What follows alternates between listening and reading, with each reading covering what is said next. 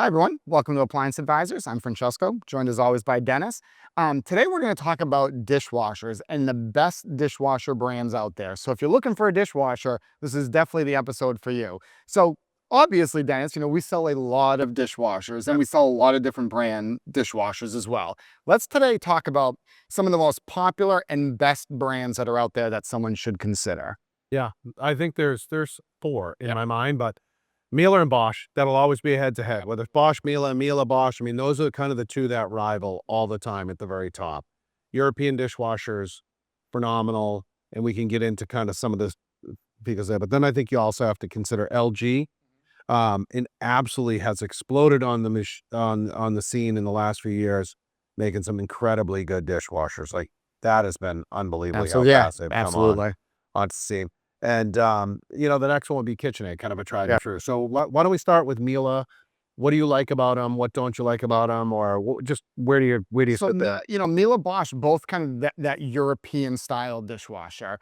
But Miele, I would say definitely kind of more true. I would say like Bosch is kind of more of an Americanized European dish, where Miele is truly European. So one thing just in general, like we always say, like come and take a look at them. Bring the hardest pots and plates and all those things that are hard to fit into a dishwasher, and bring them and try them. I think it's the best loading dishwasher there is. My opinion. No question. But it might take Do you have one? I don't. I have a Bosch. I have a Bosch too. And we say that, but we don't have a, but it is the best loading dishwasher. If I've had customers come in here saying nothing, because they come in with bags, nothing holds my dishes. I go, just go try a Miele, and might take a little getting used to when maybe you're used to more of an American dishwasher with bigger tines. I'd say well, what we're used to, it's just slopping stuff all over. You ever see me load a dishwasher? It's like slash. Yeah, exactly. Yeah. The Miele definitely does a really nice job of keeping that really close together and fitting as much as possible in that.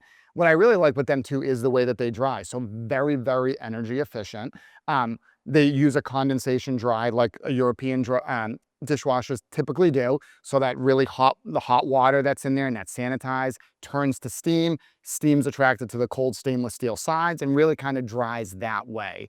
But they also, the Miele brings in room temperature air that they will bring in to assist in that drying. So they do a really nice job there. Reliability with Miele, probably the most reliable dishwasher. Well, technically LG. Yeah, LG's definitely come but up I would say that. on longevity. So when someone says to me, hey, they're paneling a dishwasher and they want this to last, Miele they're kind of like a Sub-Zero. They last 20 to 30 years. Yeah, they just do. Yeah, and their price points, are really going to be kind of sit. They've come down though. They have. They start in that. Yeah. They start right where Bosch is very dominant. But definitely. In that $1,100 price range, but they can go up. Yeah, like 25, 27 or more, really 31. But the number one we sell is going to be right around $18.99. Correct. Yeah. 72. Yeah. And then with Miele also, just some different features that really aren't on all their dishwashers, but they have some kind of really nice innovation there with the PowerDisk that has the automatic detergent. You don't have to use it, but does work really well if it's something that you really do want to use. So between the reliability, the features, I think the racking, and then the other thing is if you have a lot of delicates, like delicate plates, china, crystals, things like that, you really shouldn't ever use another dishwasher besides a Miele. They're going to be the most delicate. There's china crystal settings and cycles specifically for that, but they really are going to be the best. And that's down to the precision of the water. So people that have gold leaf china, things like that, we would still tell you if there's an heirloom piece of china, please still wash that by hand. But much like Miele laundry, they're so precise and accurate. And that's why we get to the racking. And some people say, oh, well, Americans may not like the physical size. Listen, we're used to just big and dumping. These plates hold individually. Particularly, I like, anything generally yellow in a color in a Miele means interchangeable or movable. And you can click that bottom rack right out and take it right out. It just folds. It makes loading big things on the bottom. Pots and pans. Yeah. Unbelievable. So I think if you're someone that has tried it all, has really good dishes, or kind of wants something that doesn't have a major weakness, it's that. Now, it is on the more expensive side, but that said, they've come way down. Definitely. So they offer a nice big step, and you don't really give up quality. You might give up some cycles and some racking flexibility. But aside from that, if you're paneling it, it's a very strong contender because you don't want to have to match a panel again down the road. And you're pretty lucky with the Miele. Yeah. But then let's move right into Bosch because Bosch, listen, you sell more Bosch than you do Miele, truthfully. Yep. And I think that's generally because it hits a wider audience with this price points. They are very dominant from really 1,000. I would say 1,000 to 13.99. They own that market. Really, they do. A lot of times they make great dishwashers. I have a Bosch. I love mine. I have the 9 series. The CrystalDry in that machine it's unbelievably, use volcanic, basically keep it simple, volcanic rock, if you will. It's a natural substance that's made to pull water to it. It absorbs.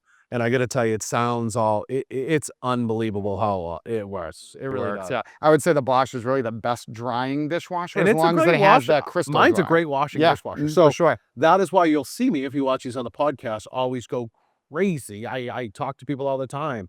I did it this past week. I was I was on vacation talking to a friend at a party, and they're like, "My Bosch dishwasher doesn't dry." I said, "I don't believe you." And it was nice. I just met that person, but I gave her homework, and she had to go through all these things. We're at her mother's house, and fast forward, sure enough, Rinse-Aid wasn't in the machine. The machine was on a quick wash, Yeah. which eliminates the dry, hence no drying. Yeah.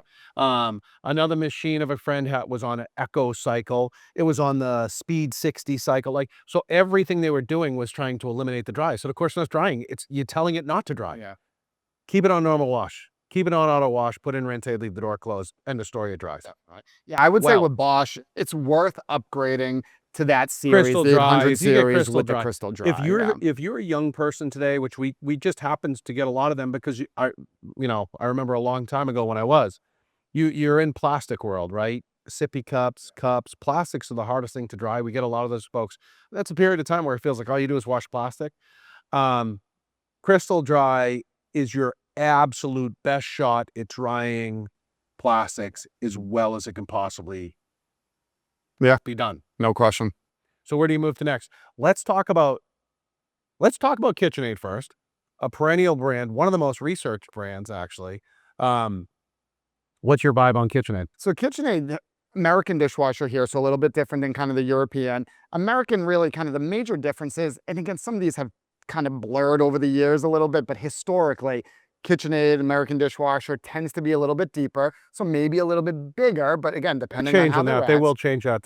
There's going to be a migration of flush. Yeah. So you'll see that, they'll use like a older school heated dry, like in your older dishwashers. But again, nothing is like those old heated dry. Correct. I mean, those things were so energy inefficient that really all that is gone. But KitchenAid will use more of a traditional heated dry as well. They have a couple things that I like too.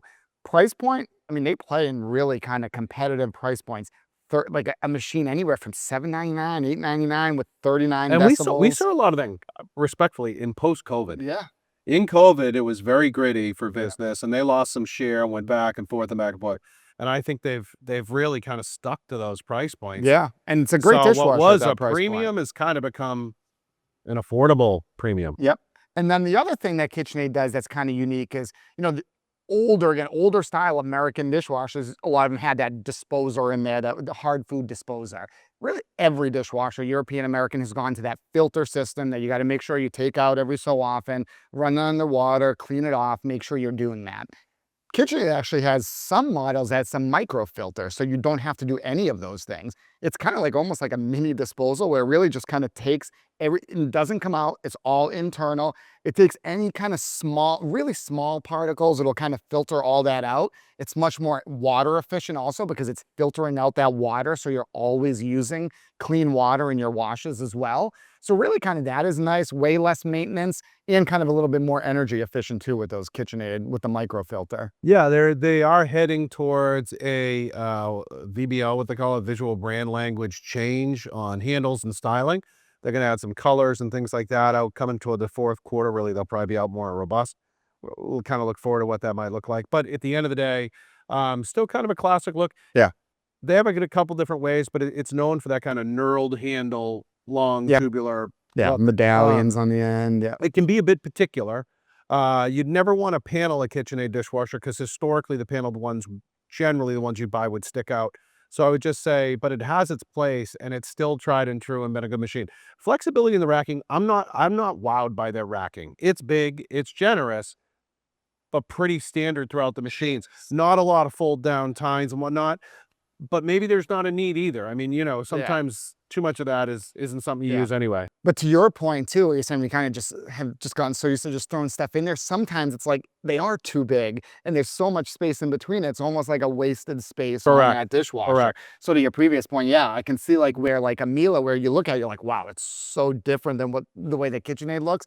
But when you actually use it, like it's like unbelievable how much you can fit in there. And so here's a pro tip on that Miele piece that we were just talking about. That Miele was really the first brand, it was, until the patent ran out and then everyone chased it, to have a third rack, that separate cutlery rack, as everyone knows about. Now KitchenAid, other brands we've talked about, has them.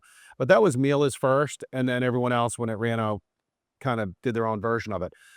But if you're one of those people in a Miele, a lot of times it does not come with a cutlery basket. You can buy a cutlery basket. It's very inexpensive.